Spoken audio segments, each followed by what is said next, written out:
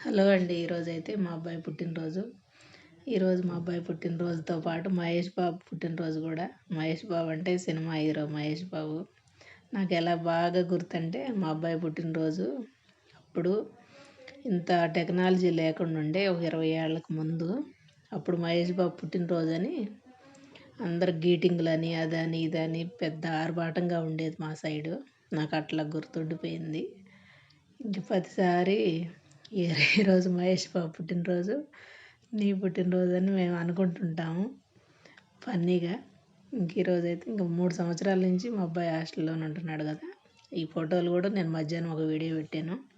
అదైతే 3 years back బర్త్డేకి ఇంకా హాస్టల్కి వెళ్తాడు అనగా ఆ రోజు తీసిన ఫోటోలు.